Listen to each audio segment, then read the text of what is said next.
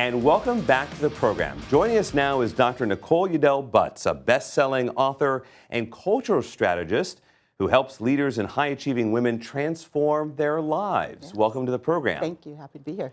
Now, you are the author of this best-selling book, Yeah. Shift, a 5-step framework for transforming organizational culture. What does SHIFT mean? SHIFT is actually an acronym. So each letter in the title stands for one of the steps in the process. So the first step in the process is to set your North Star. So organizations get to identify the cultures that they want to create. So they first have to say, okay, what do we want to create? Why do we want to create it? So where are we trying to go as an organization? That's setting their North Star. The second step in the process, the H, is for here.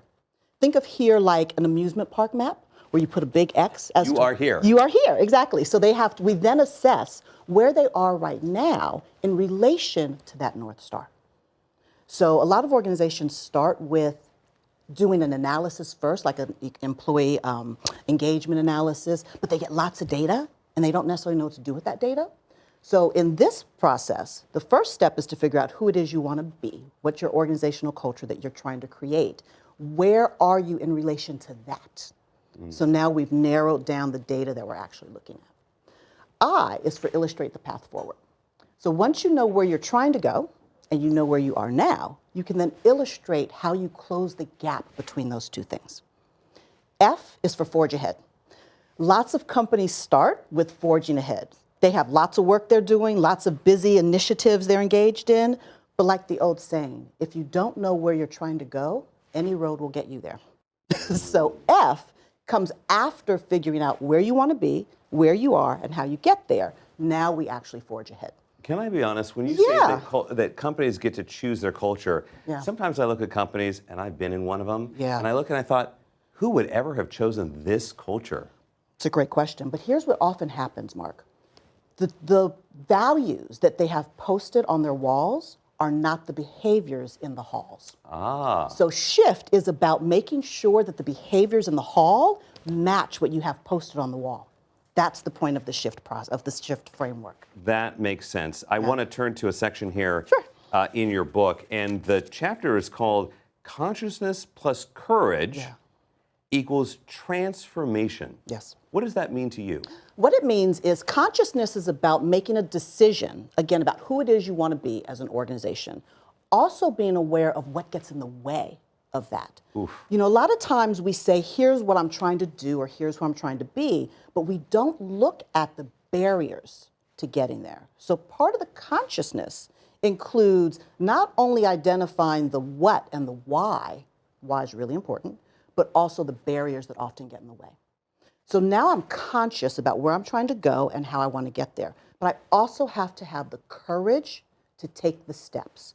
So you use the example of working in an organization where they weren't living up to the values, or it wasn't an organizational culture that you liked, right? So what The company shall remain nameless. Of course, they should all remain nameless. So what happens is oftentimes they determine what those barriers are, but they don't have the courage to push through them. And you've probably seen this, for example, where you have people managers who are great at bringing money in, great at bringing clients in, but they treat their employees really badly, and the organization wants to keep them because they're great money makers, right? They don't have the courage to actually overcome the barriers that get in the way of the culture that they want. Yeah. So the courage is about having the courage to make those rough decisions. It's those two things together, the consciousness and the courage, that allows you to get to transformation.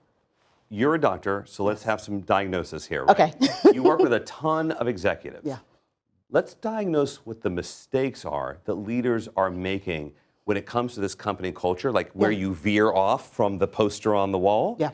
What is the top mistake that you see leaders making? The top mistake leaders make is that they do not recognize their impact on company culture.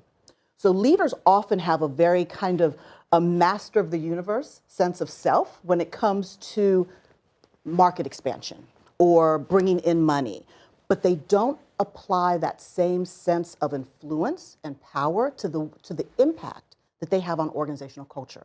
So they say things like, well, I didn't create it, that's just the way it is.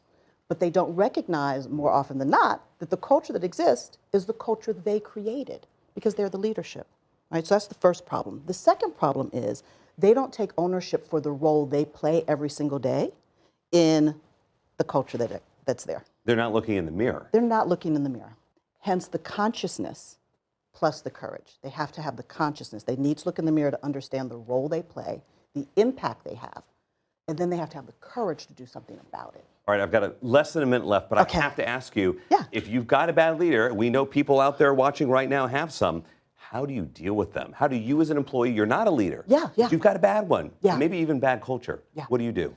So the book actually talks a lot about that because one of the interesting things is in your sphere of influence, whether it's with your team, your division, however large or small, you have the ability to ask certain questions and to engage in certain conversations that can challenge the status quo of your organizational culture. So top tip? Top tip is to ask questions. One of the best questions people can ask is simply, so tell me why we're doing this way?